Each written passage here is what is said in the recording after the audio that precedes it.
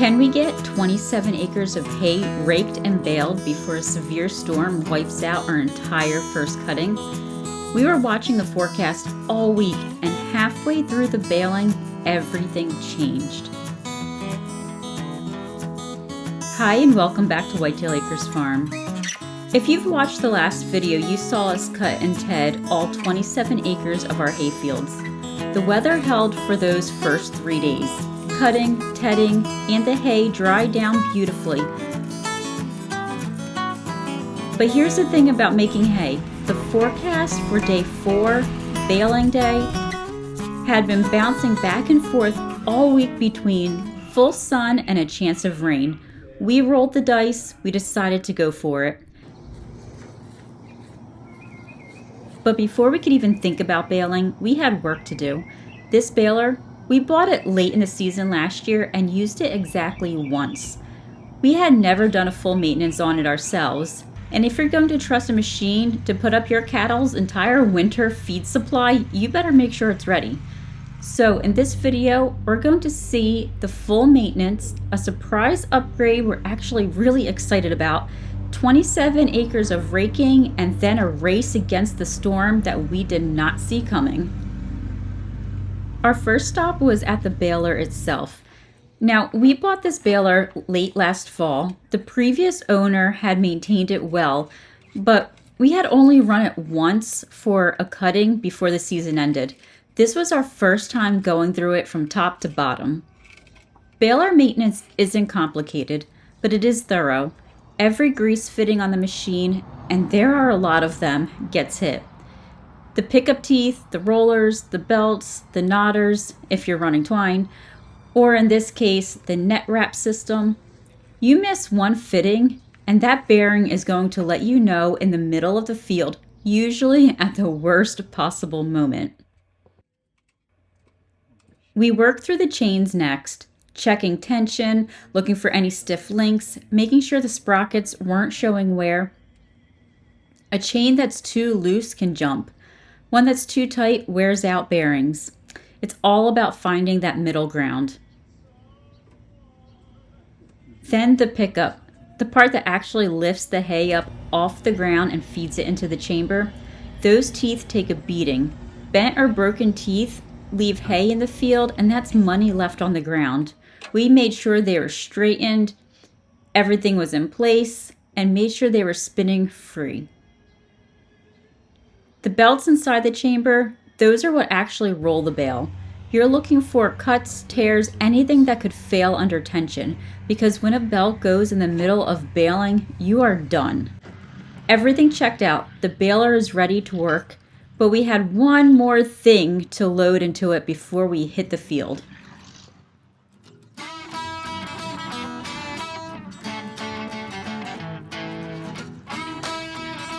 Now this is something we are genuinely excited about. We found red, white, and blue bale netting, patriotic hay bales. I mean, how cool is that? Loading net wrap into a round baler is pretty straightforward, but you have to thread it correctly through the tensioners. If it's too loose, the net won't wrap tight around the bale and you'll have loose tails hanging off. Too tight and it can tear as it's feeding. There is definitely a sweet spot.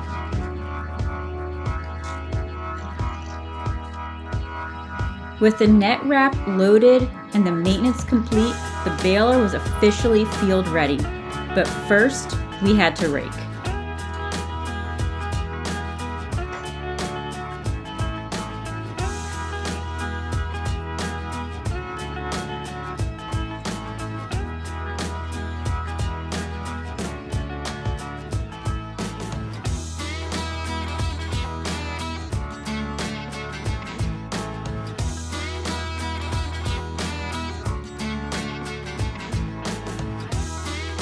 Our next stop was the hay field. The hay had been drying for 3 days now. Cut, tedded, and now it was time to rake it into windrows for the baler to pick up.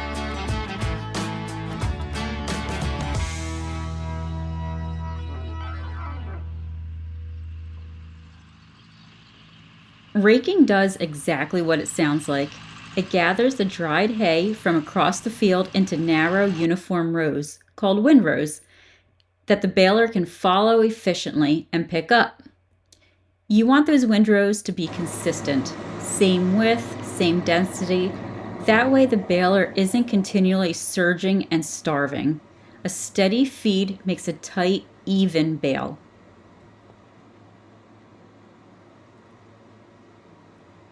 There's something satisfying about raking. The field goes from this scattered, messy blanket of dried hay to these clean, organized rows.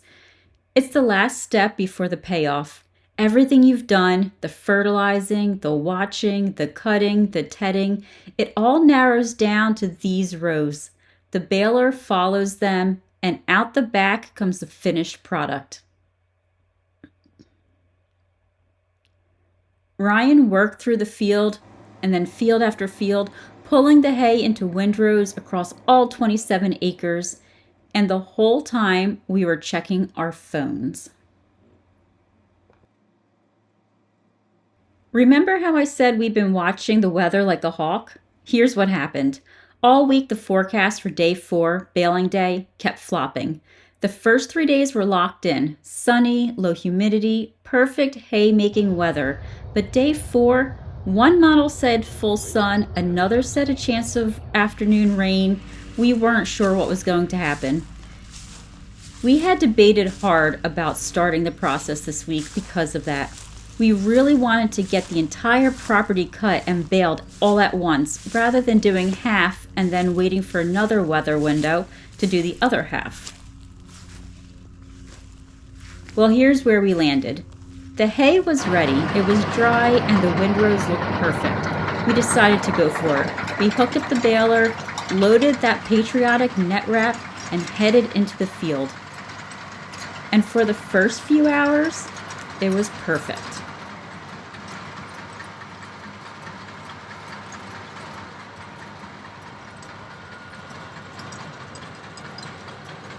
The baler was running smooth, bale after bale, wrapped in that red, white, and blue netting.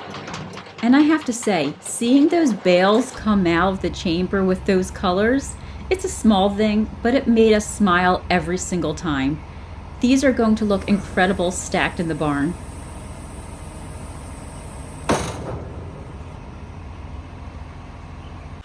We were about halfway done when Ryan pulled out his phone. Severe thunderstorm warning. Our area moving in fast. The sky still looked fine where we were, sunny even. Just some light clouds that were building out in the distance, but anyone who knows farming and has been farming long enough knows that it can change in minutes. And now we had a decision to make.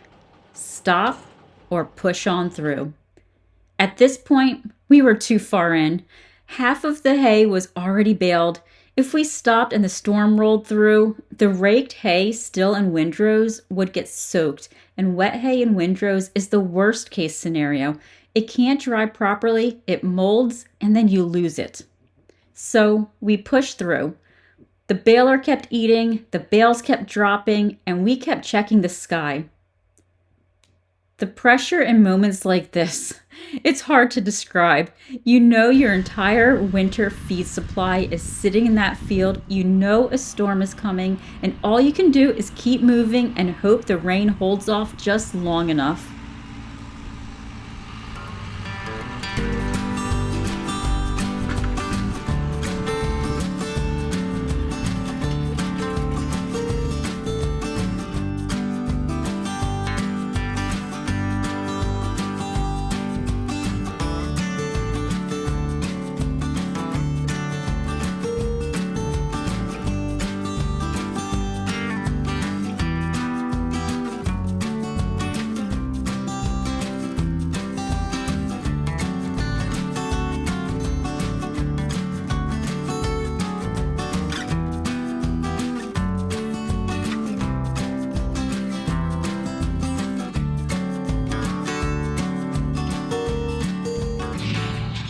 The last bale drop, we had done it. All 27 acres baled and wrapped.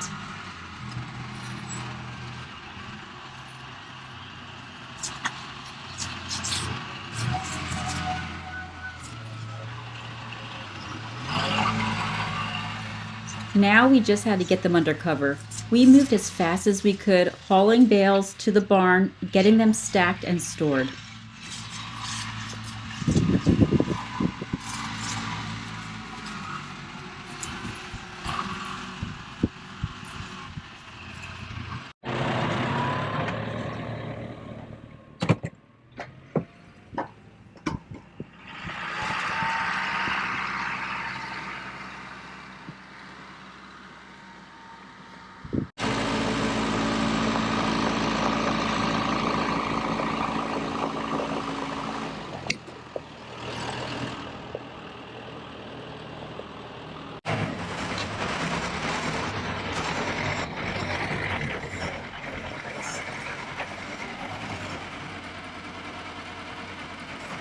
The last bale went into the barn. We quickly moved some of our equipment into the barn too.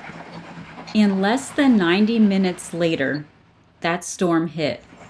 Hard. Wind, heavy rain, lightning, the kind of storm that would have absolutely destroyed hay sitting in that field.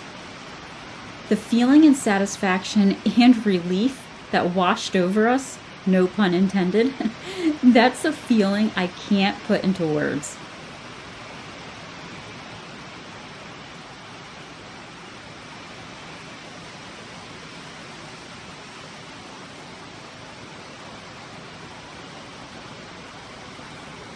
All in all, it was a productive and successful few days. The baler performed flawlessly after its full maintenance. Those patriotic bales are some of the best looking hay we've ever made, and we beat a storm by less than 2 hours, which is about as close as you ever want to cut it. If you've ever raced the weather to get a crop in, or if you've had a close call on your farm or homestead, we would love to hear about it in the comments below. Don't forget to subscribe to our channel for more hay season adventures along with all of our other farm activities. Thank you for watching, and we will see you on the next one.